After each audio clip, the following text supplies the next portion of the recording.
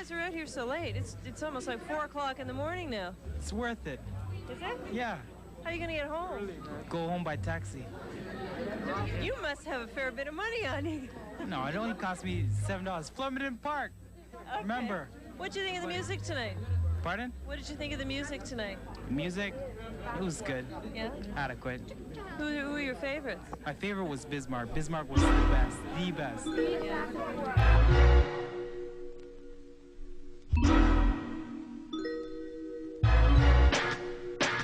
You know what it was? He was quiet.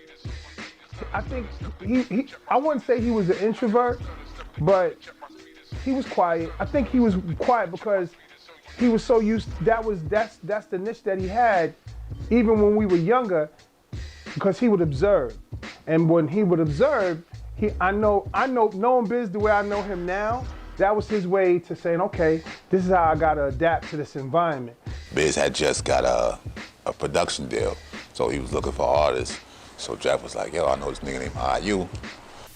I used to see Biz all the time, and I'm like, because he used to have the hat Biz. That's how we knew who he was. Everywhere he went, he had a hat that said Biz, or a shirt that said Biz. Really? I just was looking at the nigga, like, cause he came to the crib, like, he was asking me, like, how many songs I got at that time, and just asking me questions and all that. You know? Biz personified how you could be, you know, humorous in hip hop and still get that respect. Man, Dougie Fresh is known for.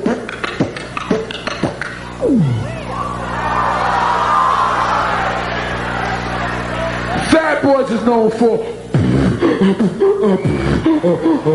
But every time I rock with the Rod Veg, you know what they say? Magnificent.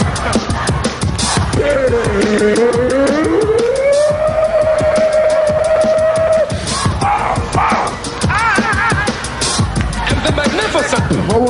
I want to. Everybody get out these seats and throw your hands in the air. You ready to rock with me? Come on, everybody. Just throw your hands in the air. Hip-hop Rodney Dangerfield to a certain extent without the sexual connotations, because he wasn't a sexual narrative. He didn't have any, you know, corruption in his lyrics. It was all about the music, a life experience, hardship. I think Biz Markie brought like the fun element. Nobody beats the Biz. Yeah, Biz, he changed the game, man. I mean, just with the beatbox and the rapper. You know what I'm saying? And just the way he dressed in the videos with all the costumes and all that other stuff, and just the way he did it was fun rap. So in the beginning of his career, I never met Mr. Magic or Marley Marl or Fly Tie or Juice Crew niggas, you know what I'm saying? But what I would do, like if Biz needed bread to get back and forth to the city, I was the hustler, so he would come out, hit him off, you know what I'm saying, make sure he had that train fare, make sure, you know what I'm saying, that he was straight. I was the nigga that had the closet full of sneakers. He's the nigga with the mansion full of sneakers now. Nobody Beats the Biz is a unique look at one of hip-hop's legends, Marcel Theo Hall. Better known as Biz Markie, is a beatboxer, rapper, actor, record producer, and DJ. Biz Markie's career began on Long Island, New York in the early 1980s. This is a small snapshot of his tremendous contribution to black culture, told through interviews and archival footage. Me and him, myself, Rakim, Chill, we became basically inseparable. We used to have, in my basement, we used to have sessions. I used to give these parties, and he just basically fit in our clique. And the first time we saw him, he started doing the beatbox, and we had never seen it before. And then the radio went boom, boom, boom, boom, boom, boom, boom, boom, boom, boom, boom, boom. He's Biz Markie, the star of the show. He's Biz Markie. And I fell out my chair. Biz was like, a 1-2, a 1-2. We was like, what is this? What is this? What is he doing? He's got the microphone in his neck, and we were like, yo, what is he doing? So what happened was he started doing a beat and mimicking Impeach the President. boom, boom. You know, a beat that everybody has used at least once. And you know the funny thing about it, people don't know, Biz worked extremely hard for everything. Nobody ever gave him anything. You know what I'm saying? A couple people gave him an opportunity.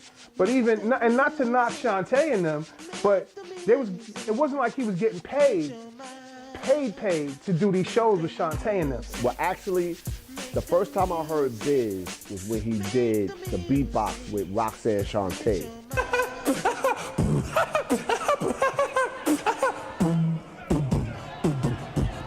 I'm Shantae and the rhymes of death.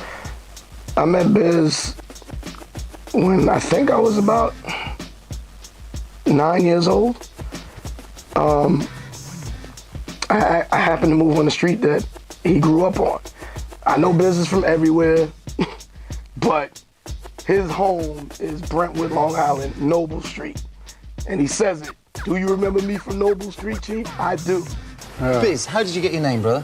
Well, I used to be busy getting in trouble, and my name is Markie anyway, so I put them both together. And that's your name. Tell me how your style differs from the Fat Boys and, say, Dougie Fresh. Doug Fresh style is like... Fat Boys like... You know. My style is like more... I got like more different kind of variety. Biz went and mixed and mingled with all the people in the city.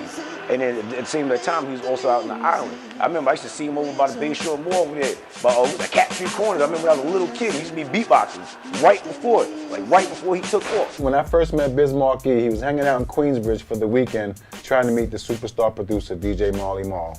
He was in my hallway in Queensbridge, making a lot of noise, so I came out to investigate. What was that sound? When I got out there, this guy had the whole hallway crowded, and he was making a lot of sounds with his mouth. That was very, very different from a lot of the beatboxes that I was hearing on the radio and on records. Hello, my name is Biz Markie. And I gotta tell you, when I first met Biz in that hallway and he did the I was sold. Speak and rhyme at the same time. And so finally, he gave me a mic, and that's when I made up Roxanne's Revenge, and I became the first member of the Just I was doing a record for 6 months without having a record, traveling around and things like that. And then next came along Biz Markie. I was in Queensbridge and I met Marlon, and the way I met Marlon was I was on his staircase and I was doing a beatbox to these girls, and it's my man named Phil. And he came out and said, "What's that? What is that?" He thought it was just somebody banging on something, and he saw it was me. And I was determined and devoted, and I stuck with it, and I stuck with Marlon, and he stuck with me. Criticized people, you know, not seeing the value in you, judging a book by its cover. I think that he became he's like a conscious of hip hop to a certain degree, not from a black nationalist standpoint, but from a human perspective. You know what I mean? Here you are, a guy who, for all and most intents parts, for all intents purposes, would have been teased, would have been bullied, would have been picked at. You know, other artists in the genre could have disrespected him lyrically. He wasn't like a crazy lyricist, but he could put a song together and he could make you come into his world.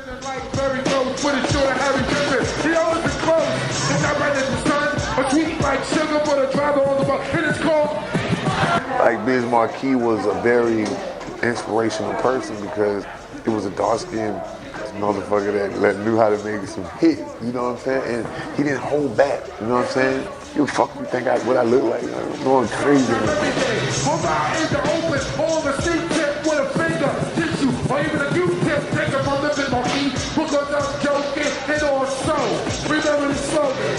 Hey Ma, what's for dinner?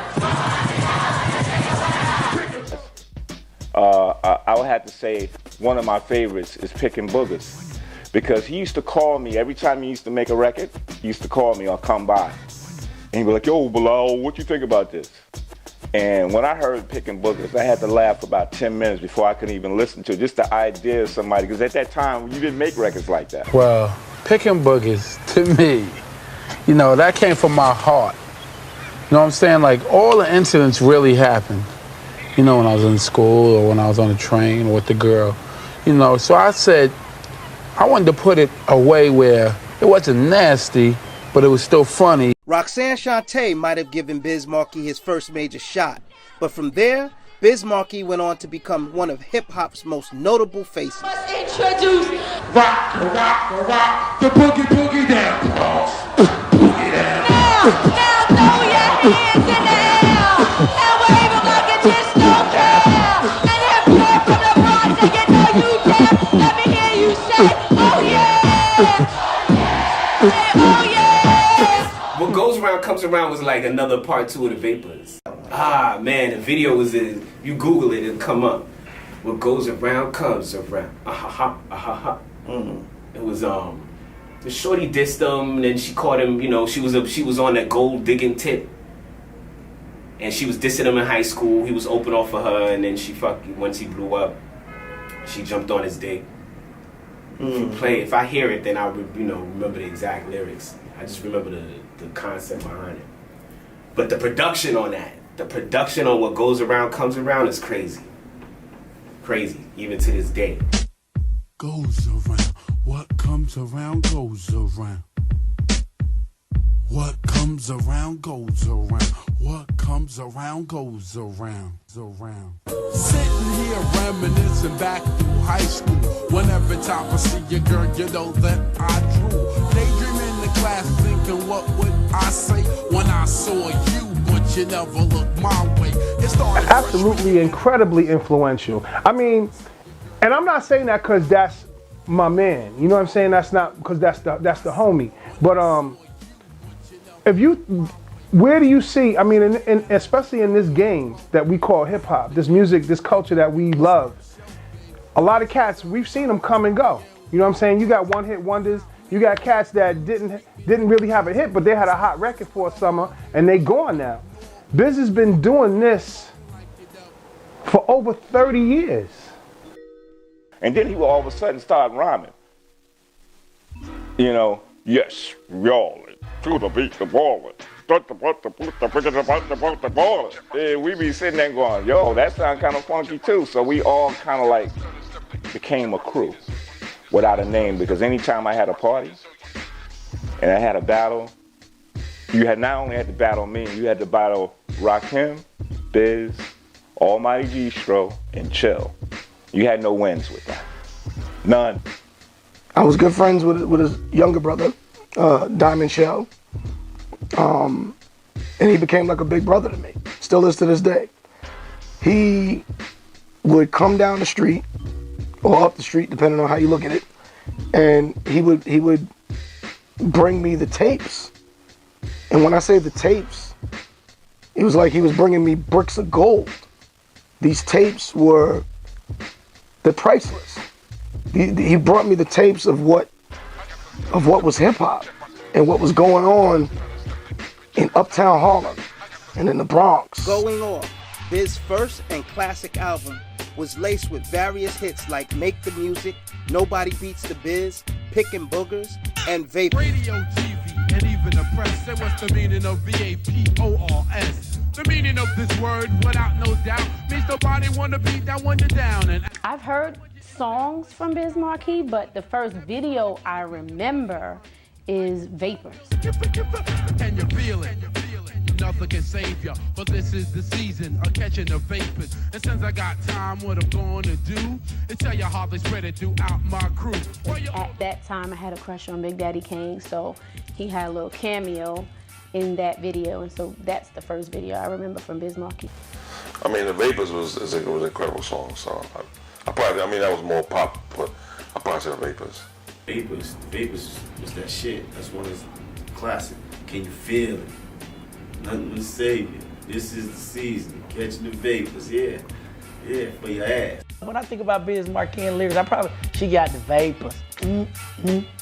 She got the vapors. I don't remember the lyrics, but I remember the song, the vapors.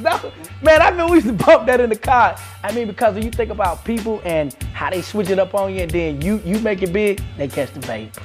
another thing Biz isn't credited for enough is being one of the illest storytellers of hip hop. You know, when we think of storytellers, we think of the Slick Ricks. You know, we think of people in that nature. But Biz's stories were, at that time, like, above par compared to any other rapper. So joking or not, with the pen and the paper at that time, Biz would eat your average MC. Everybody wanted to be your buddy and honey. Just like New York got a lot of skyscrapers. Yo, this is the meaning of the vapors. Safe, bro. How true is that? That is definitely true. Every episode that I talked about is true. You know, like Swan tried to talk to this girl, but she wanted to talk to drug dealers and stuff. And then, you know, Kane, people didn't like him around this way, but now they like him. And, you know, Vaughn, Cool V, he tried to get this job in his store. And, you know, all my, you know, everything, you know, everybody underrated me as a rapper. But then I just sat down and wrote stuff to myself. And it's like a more of a revenge thing, you know, like putting it back in your face. But the record was dope. I actually liked the record, but I didn't expect it to do as well as some of his other records did. But I had no idea the influence that it would have had. That goes to show you that Biz even then was in tone with the pulse of what was going on nationally in the hoods. You know what I'm saying? Because when you look, like, hoods are kind of the same wherever you go. But to have the pulse of that across the country, because we got to the West Coast, that was a huge record on the West Coast. Like, I can remember crowds just want him to do that record at the end of the concert. That would be like the closing record at some of the concerts that we would do. You know what I'm saying? Vapors was crazy. Biz not only made great music and was responsible for producing most, if not all, of his first album Going Off, with the help of Marley Marl. You see, the first record that I ever made with Biz Markie was Make the Music With Your Mouth, Biz. But it was a different beat, a different kick, a different snare with a different melody. We scratched that one right away. I had to go right back to the drawing board. So I knew I had a track stored from my Eric B session, my earlier bridge session about a year earlier. And of course, that track would consist of my favorite drum sounds of that era, the kick and snare from Impeach the President. You know, the Biz Going Off, yeah, he just, even the picking boogers, just so many, the musicality, the banging beats that he had on these records came from him. Marley Marl was mainly the engineer. He was the one with the studio and with the equipment. But most of the records was already brought to him. Like, we want to rap over this, and he'll program them together, and he ended up getting the producer credit for everything. That's the way, you know, the game worked back then. But Biz really, he knew everything he wanted. You know, I got the records and bought them to Marley, and I paid him. Right. That's why he doesn't, you know what I'm saying? That's why he doesn't get royalties. I mean, it's the same argument that Big Daddy Kane had with him and the same argument that Biz Markie had with him. You can ask either one of them. They had the same argument. Yo, man, Marley's trying to steal this and steal. All right, man. You know, my thing is, let me go on with my business. Right. Let me go on, you know, with my life. I don't care about, you know, all of this silly stuff. But when you get these lies and people are perpetuating, I knew Marlon did the records. What are you talking about, you idiot? Marlon didn't do nothing. If you bring the records over there and you pay them, he's the engineer. I think he made a big impact in hip hop, only because he was like, he brought the funny, and his beats was always high. And he always had the amazing, most spectacular, illest beats going. You know what I'm saying? Because he's a rapper / producer. He was comfortable in his own skin. And he would joke and tell jokes on himself. I think it was fun. It was fun rap. It was dope. The beats was crazy. I don't know, Biz Markie beats was crazy. Not to mention, he told DJs that you didn't even need the record. Because you could do it with your mouth.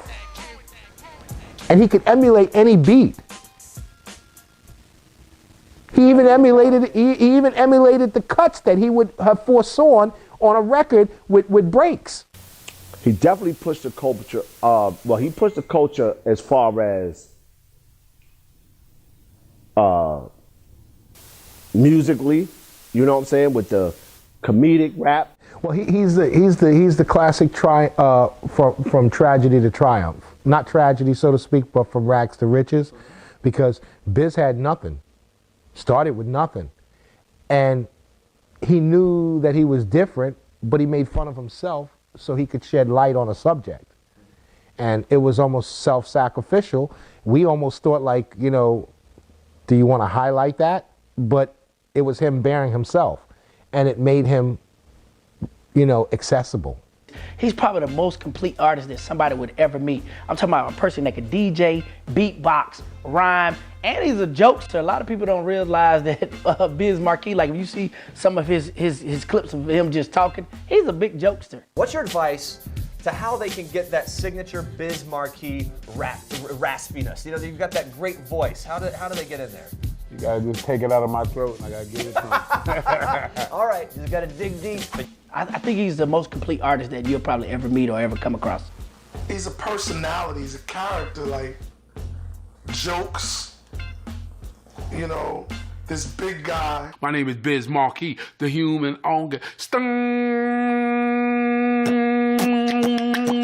I think Biz separated himself during the golden era because he could do everything. Like you got cats who could just rhyme, you got cats who could just do this, but Biz, he was just so, he was a big guy, but he could do everything. He could dance, he could make you laugh. He would put on disguises in the videos, and I think like that's how people began to know him. And then when he would, you know, a lot of people give credit to Dougie Fresh for the beatbox, but Biz was nasty with a beatbox too. This girl out there said you was lip syncing. Lip syncing. Show her that you wasn't. Check it out. Make that music, music, just make that music. Just make the music with your body. One of his favorite lines, he would be going, under human orchestra, right? And then he put the microphone in his head. You can't help but to love that. And he brought that every time you saw him. He was like a human billboard with Biz hat in the English letter. You know, he related to the crazy side. Even if he was the hardest dude on the block, you had to give him a pound because he could make the hardest dude on the block laugh. He's as big as he is as much culture as he's consumed. That's the best way to put it. And I don't mean big in the sense that he's fat or this and that. He's a big presence. But very smart. One of the first dudes that knew what he wanted to do from the start. I ride the microphone down to the beat. It ain't no other MC like Sibby. I'm Biz Markie, and you know I'm good. Right about now, I'm a rhyme backwards. Tick tock,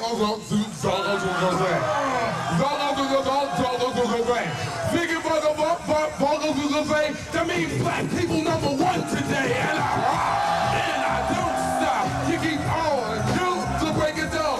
Just don't your head to in the air, y'all. Wave them like you just don't care, y'all. And if you got on clean panties and underwear, let me hear you say, oh yeah, oh yeah. And it's reported Biz Markie had some legal troubles which almost derailed his movement because of a sampling lawsuit. No one really paid for sampling. So Biz put out this album that really changed the game, and it changed the way people sample music. We were sampling too. Well, in my personal opinion, they used him as a scapegoat, and that made me very angry because at the time, you're right, everybody was sampling. He wasn't the first one sampling. His label just didn't clear the sample. But in the business, in the music business, I feel that he just came off a very big record, Just a Friend. Humongous record. Matter of fact, I don't even know if it was a sample per se, or did they play the record? It was a situation where it wasn't on Biz to clear that record. It was on his record company to clear that record. And I believe he sang it. And they took his shit off the shelf, but all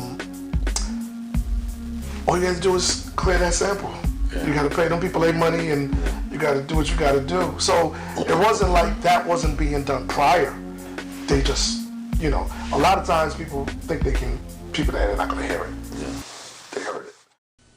Oh yeah.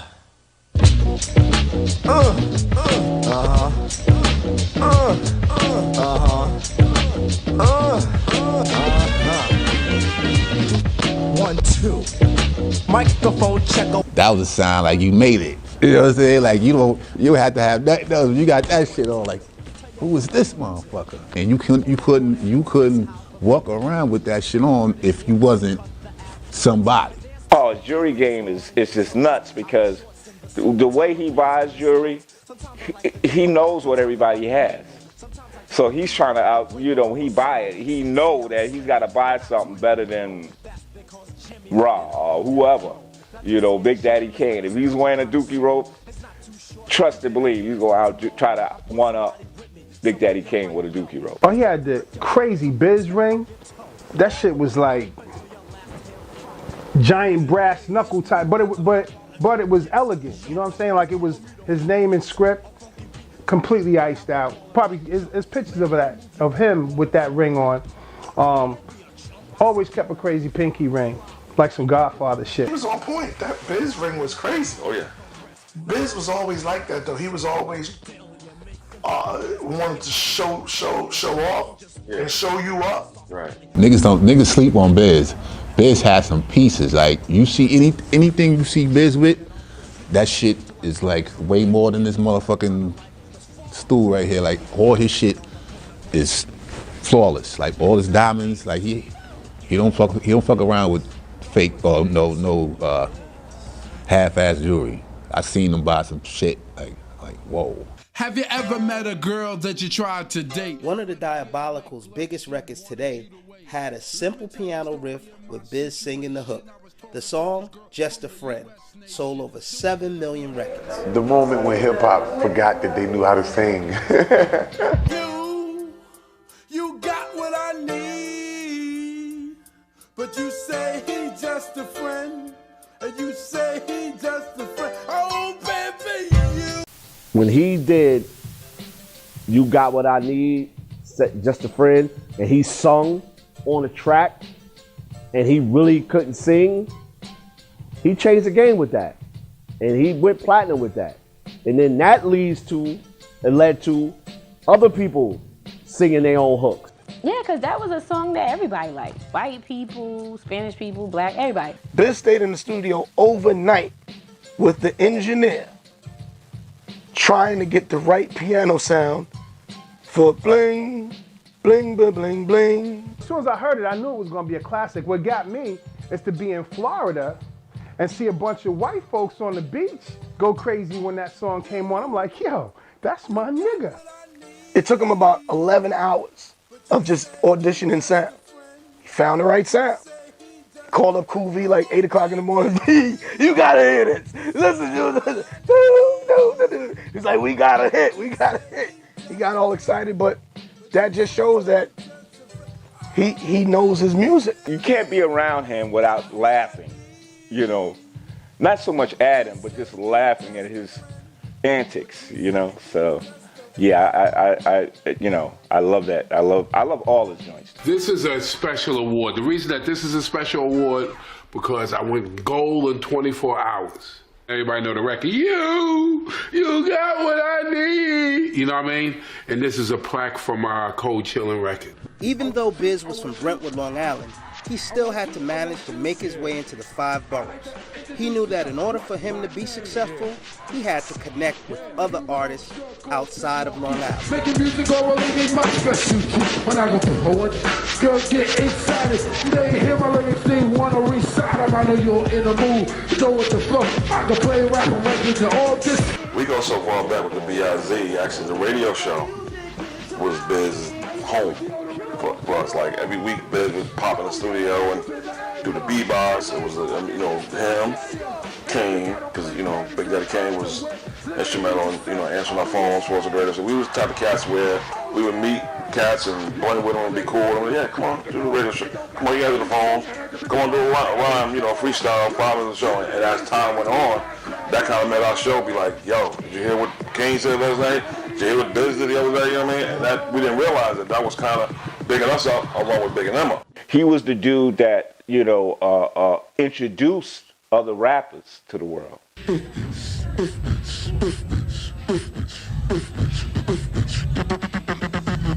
Hear ye, from far far and near. The one they call the Big Daddy. Me and Biz met in Brooklyn, in this here department store. You know, we met up, you know, we was rapping inside the store, you know. And we hooked up, you know, because he had juice at all these parties, you know, get up and perform and whatnot, you know, for a little cash. So he got me down with him, and that's what we was doing. So he got down with the Juice Crew, and then, you know, he came and brought me along. I said, Hoovy, Big Daddy Kane, and TJ Swan, if you stick with me, we all gonna hit the top together. Because the first time I seen Kane was right in front of my house. And he brought him in. I told Biz, just to tell the story, this is what I'm talking about. I say, Biz, don't bring nobody to this party because, you know, we going to Philly and blah, blah, blah, blah, blah. He just totally went over my head and said, I don't care, I'm bringing somebody anyway. Brought him to the house and he happened to be Big Daddy Kane. And I'm sitting here going, didn't I tell you that, yo, at the end of the day, he got to ride in the back of the truck. Because if he want to come, that's the way, that's the only, because my sister ain't moving, I ain't moving, nobody's moving. So, you know, so Big Daddy Kane rode all the way to Philly in the back of the car. That's how hungry we was. Biz constantly reinvents himself. Was an artist and excelled as a DJ. You know what he said to me? Oh, well, I got to do something else. They ain't going to stop me. And he started DJing. And we thought he was crazy. You get a lot of people now trying to become DJs because their career is almost over, so they're trying to figure something out. But Biz is actually very talented. He had the energy, he had the voice, he had the skill, he knew the music, and he also had a name for himself already. It worked. DJing? How you gonna go from just a friend to DJing? But he had it up here, what he wanted to do. But you know what? Like, I wouldn't even, to know him, it's hard to put a label on him. Like, he's bigger than an MC.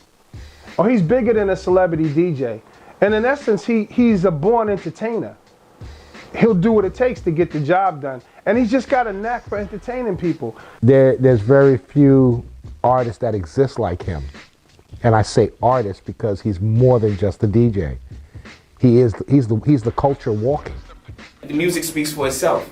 You know what I'm saying? And just out of respect and acknowledgement and how he carries himself, he should be relevant.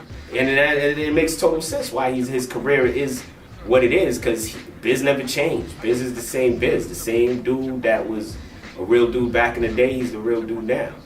You know what I'm saying? Even now, he got a kid show. He was doing a Yo Gabba Gabba. So what he does by that, he inspires toddlers.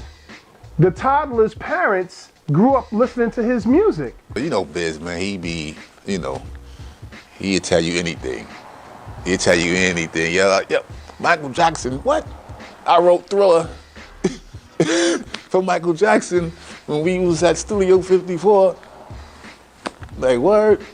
But that's just him. Just his whole character of him, his look, his whole demeanor, just everything about Biz is just totally like he's cut from a different cloth. If it wasn't for Biz, I may never have been exposed to any of that stuff. So he knows it. I thank him all the time. Anytime I ever do anything where I get any type of thanks, I thank him. Because without Biz, I don't know if I ever would have wanted to be a part of it. But he instilled it in me like, Jay, listen to me. This is what's going on. You talk about Def Jam, you talk about Uptown Records, you talking about Motown, you got to put Cold Chillin' in there. And Biz was a very integral part of that label.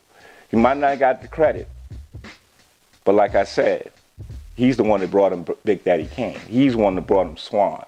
He was the one to bring him Granddaddy IU and a host of others.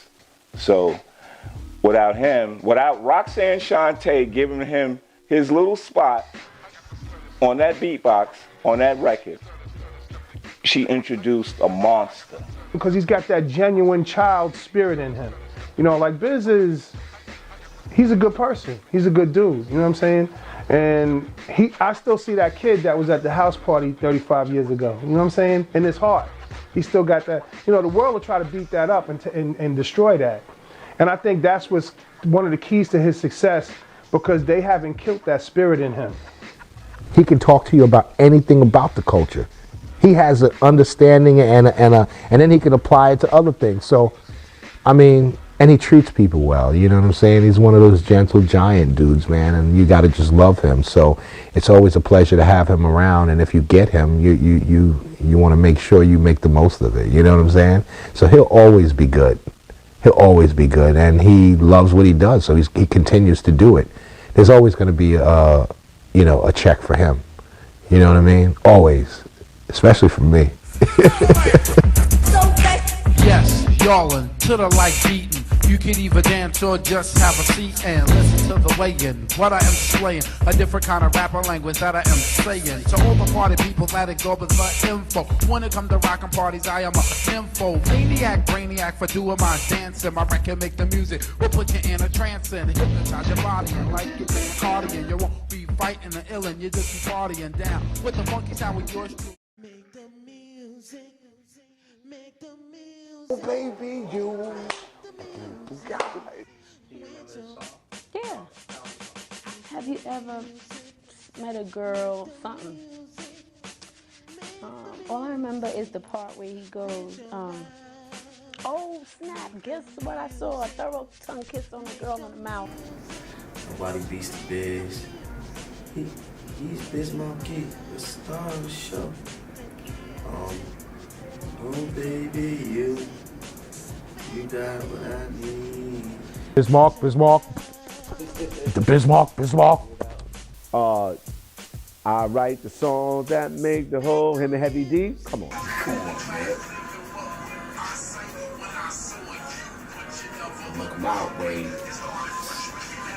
I'm the Biz Markie. I'm known for beatboxing the rap, and now it's time to put Long Island on the map and let you know.